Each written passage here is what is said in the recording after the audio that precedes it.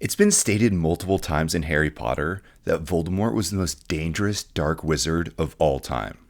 However, through watching the Fantastic Beasts series, I've grown to disagree with this statement. I'm not saying that Grindelwald or Voldemort is the more powerful wizard. It's an interesting debate, however, that's not what this video is about. In this video, I'll be discussing why I believe Grindelwald was the more dangerous dark wizard in terms of his ability to take over the wizarding world. Grindelwald's key skill that he has over Voldemort is his mastery of manipulation. Both Grindelwald and Tom Riddle were master manipulators. However, as Riddle dove deeper into his persona of Lord Voldemort, he left the tactics of manipulation and deceit behind and acted solely with hate. Grindelwald was a master at crafting his evil intentions into a message that the general public could get behind, while Voldemort had no qualms about letting everyone know that he was a cold-blooded killer. Voldemort could gain traction in his quest for power because of his magical abilities. However, the majority of the wizarding world would never get behind his obviously evil message, and forces of love would stop him every time. Grindelwald, on the other hand, understood that in order to shape the world to his vision, he must understand and pander to the desires of those he wished to rule.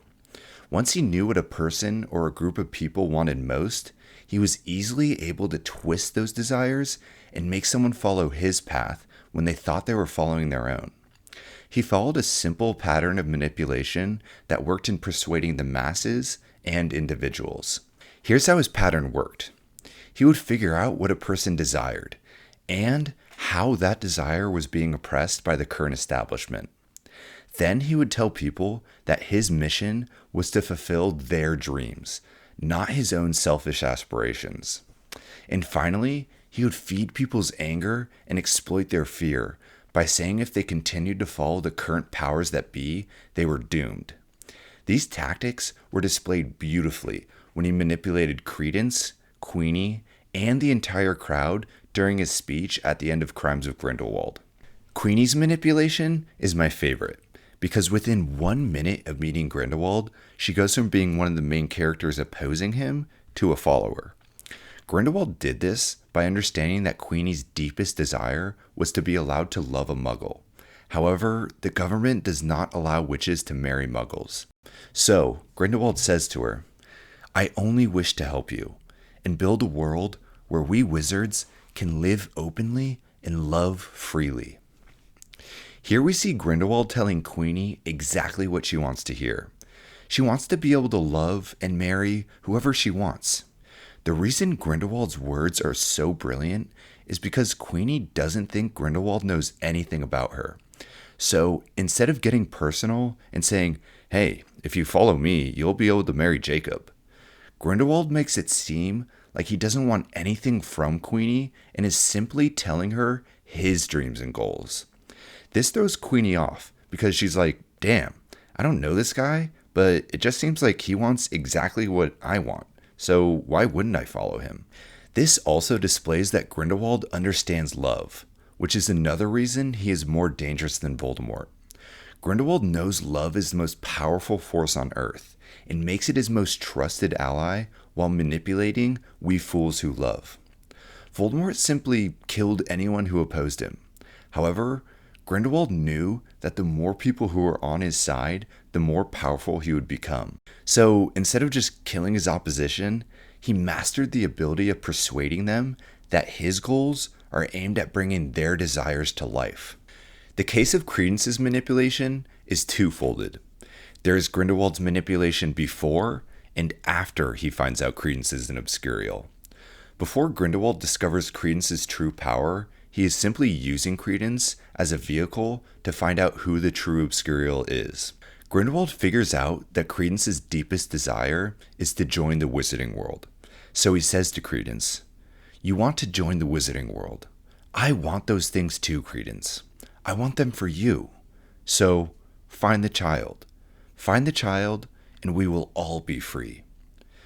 Once again, Grindelwald uses manipulation to gain a person's trust by telling them that if they follow his lead, all of their desires will come true. And, of course, fulfilling their dreams is what Grindelwald truly wants.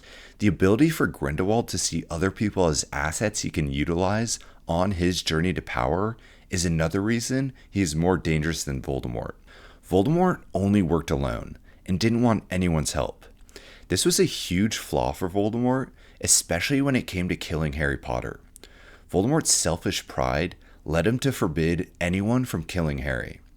If Voldemort wasn't so hell-bent on doing everything himself, his Death Eaters could have killed Harry at least 80 different times throughout the Harry Potter series. Grindelwald sees the value in having other people help him on his path to glory, and it led to the unexpected benefit of having Credence be on his side when it's revealed that he's an Obscurial. Once Grindelwald finds out what Credence truly is, he makes him his main weapon in his effort to kill Dumbledore.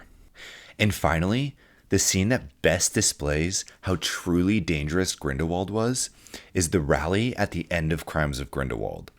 This scene exhibits Grindelwald's ability to control the masses and manipulate large amounts of people into joining his cause.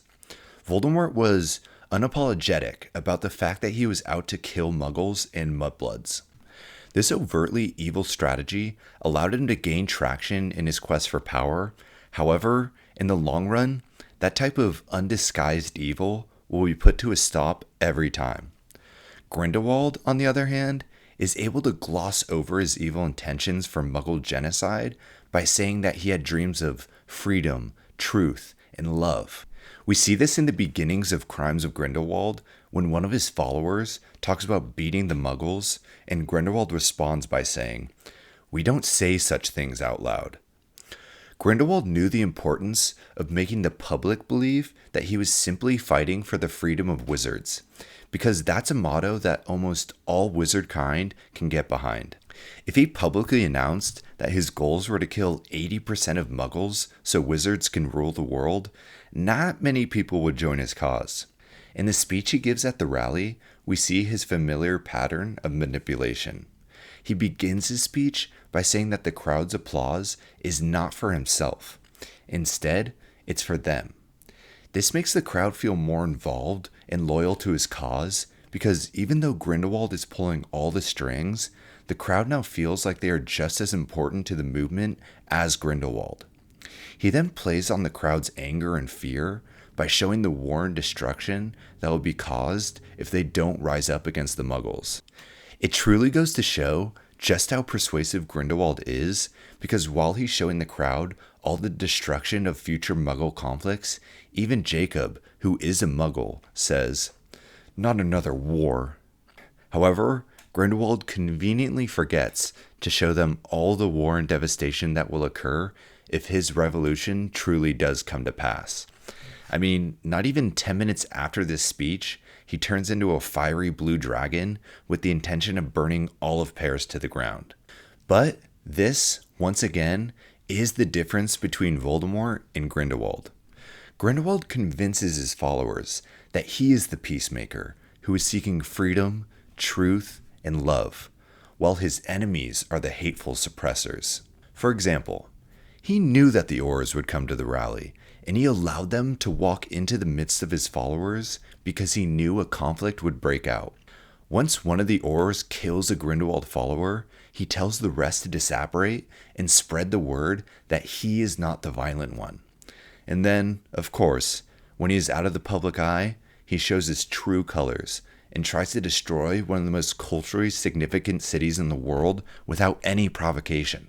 Grindelwald and Voldemort were two of the most powerful dark wizards of all time. Who was more powerfully magical? That debate is for another time.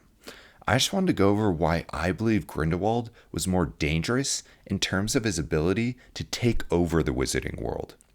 Voldemort's outright hate and violence was known by everyone and accepted by only a very small minority of people. His ignorance of the power of love would lead him to be stopped on his quest for power every time. Grindelwald, on the other hand, was well versed in the magic of love and how to utilize it when manipulating people. His ability to hide his evil intentions under the guise of wanting freedom for wizards is extremely impressive and scary. Whether it was one person or 10,000 people. His ability to find a person's deepest desire, figure out how that desire is being oppressed, then twist their desires to make them follow his path, and finally feed fear of the opposition was a dangerous tool that would have been unstoppable if he hadn't lost that duel to Dumbledore. Grindelwald uses the same tactics that a lot of evil politicians in our past and present have used. From the outside world, it looks like they're fighting for our freedom. But behind the scenes, they're performing evil acts that we don't hear about for years to come. So everyone, that's my video for the day, and I really hope you enjoyed it. If you did enjoy it, I'd really appreciate if you hit the like and subscribe buttons. I hope you all have a great day, and I'll see you in the next video.